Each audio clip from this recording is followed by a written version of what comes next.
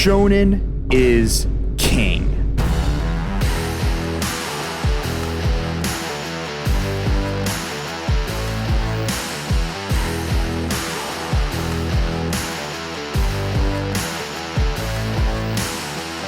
Dudes punching dudes. This is the basic formula used for the shonen battle format. And considering that it has birthed some of the most legendary series in all of anime and manga, I would say that it's a pretty good one. After all, conflict is the essence of storytelling, and what better way is there to convey conflict than with two people bashing each other's faces in? It just tickles the chaotic monkey part of our brains on such a primordial level. It really is no wonder that shonen battle animes are as prevalent as they are in the culture. If you've seen this channel, you know that my heart firmly belongs to shonen action series. And so when the anime Windbreaker premiered in April, I was very intrigued. Windbreaker began its life in January of 2021 as a web manga, written by mangaka Satoru Nii and serialized in Kodansha's magazine Pocket website. Just like many mangaka, there are not a lot of details about Satoru Nii. However, what we do know is that prior to Windbreaker, he wrote a sports comedy manga called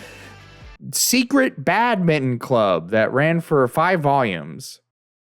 I did not expect that from the guy whose most well-known work is about delinquents beating the crap out of each other. Not that that's bad or anything, I just kind of threw me for a loop. Nii has also made it clear that one of his biggest inspirations is the popular series Tokyo Revengers, and that is pretty evident just by looking at both of these series side by side. However, I feel like comparing these two anime is doing a major disservice to Windbreaker because it's able to firmly stand on its own 2 feet. Toshifumi Akai, the director for Windbreaker's anime adaptation, as well as the team over at Cloverworks, have done an amazing job bringing this manga to life. I'd also just like to point out that Toshifumi Akai directed the music video for Shelter, which is quite possibly one of my favorite music videos of all time. That doesn't really have anything to do with Windbreaker, I just thought that was pretty cool. This anime drips with so much style, it could practically fill an ocean. This is perfectly illustrated in the anime's opening sequence. And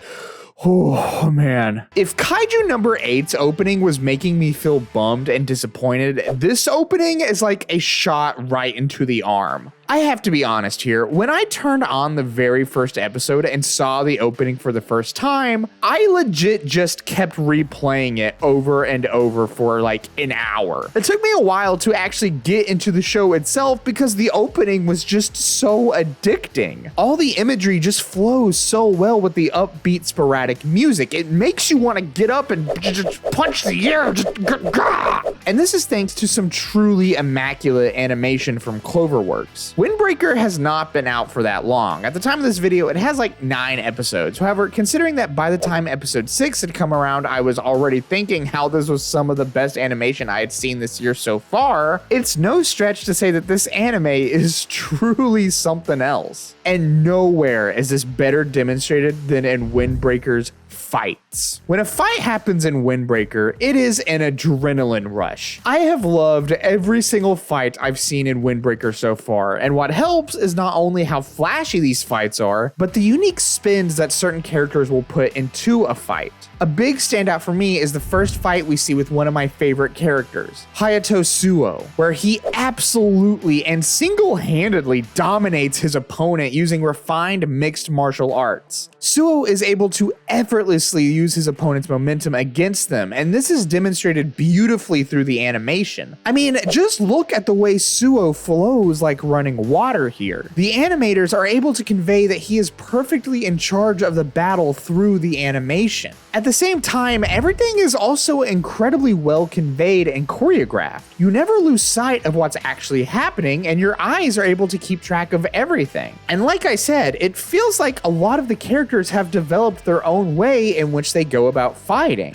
And speaking of characters, man, I love the characters in this anime. To give you guys a quick rundown, Windbreaker follows the escapades of Bo Furin, basically a delinquent gang who is headquartered at Furin High School, the lowest ranked school in that area academically, but is said to have the strongest fighters. However, unlike what you would expect from a gang of delinquents, rather than causing trouble, they actively protect the town they live in as well as all the other residents. And as soon as this element of the story was brought up up to me, I almost instantly fell in love with this anime. It would be so easy to just make the show about what general delinquents are, basically causing mayhem and trouble. However, the twist that all these delinquents, as rough around the edges as they are actually very good, helpful people adds such a nice, wholesome layer that really makes you want to get attached to all of these characters. None more so than the main character, Haruka Sakura.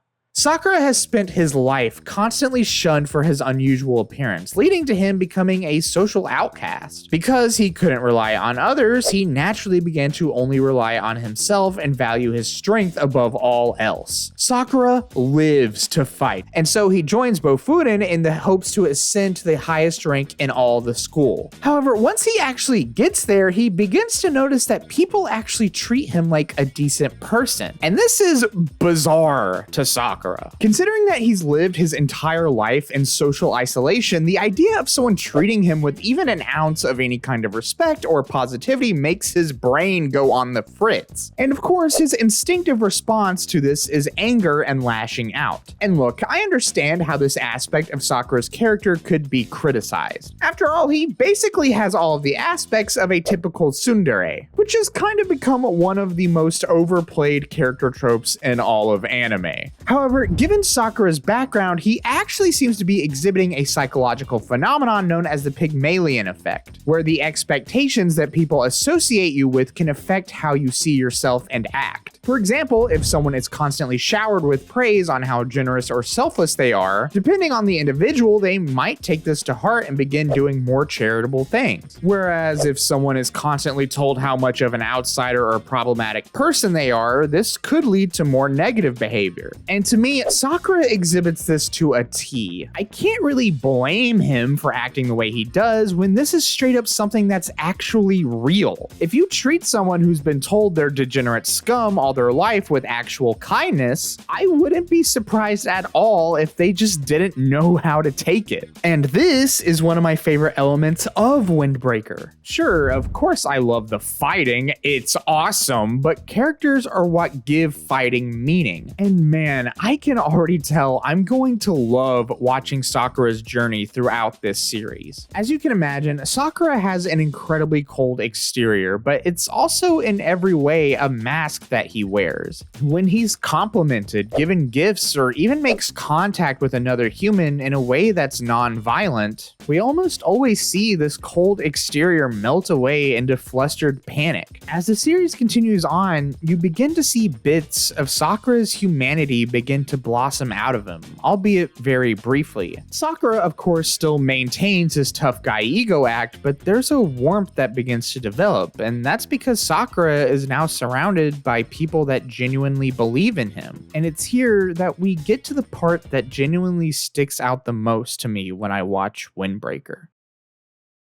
I like to talk about the messages and themes a lot in anime. It's just something that I really cherish. I think that if an anime has a good message, it really just amplifies my enjoyment of it even more. And just thinking about Windbreaker's message instills such a strong sense of hope in the world into me. I want you to pause and think for a second. What is shonen? I think a lot of people who aren't super versed in anime terminology would describe shonen as a genre, specifically a genre where characters fight each other. And as synonymous as the word shonen has become with that idea, this isn't actually true. If we're to look at the direct translation of the word shonen, it isn't a genre, but a demographic, specifically young boys. And this might sound weird considering the fact that, well, most everyone likes shonen, not specifically just young boys. However, this doesn't change the fact that the target audience, despite whoever watches it, is young boys, specifically most likely young teenagers. And if you've ever been a teenager in high school, you don't need me to tell you that it's not exactly easy. In fact, I would say that it's probably the time in your life when you're going to be the most judged for who you are as a person. And when I watch Windbreaker, I try to put myself in that mindset. If I were to watch this as a teenager, how would it make me feel? You could say that at times Windbreaker is maybe a little tropey and even at some points cliche, but I also think that when a story is told earnestly with a message that the author seems very passionate about, stuff like that doesn't really matter. I really get the sense that Satoru Nii really understands exactly who he's writing for, and really wants to put out the message that despite the fact that people might reject you or even see you as a downfall of society, that doesn't mean that you really are. You don't have to believe these things people tell you. You are you, and no one should understand that better than you. Despite what others might think of you, you can make a difference, and you can be the best version of yourself. And I really think that's something that young people need to hear. Because when you're in school, that's when you're most susceptible to the influence of those around you. So if there's anything to take away from this video, it's that you shouldn't listen to what society thinks you are. You should just be yourself, believe in yourself, and surround yourself with people who do the same.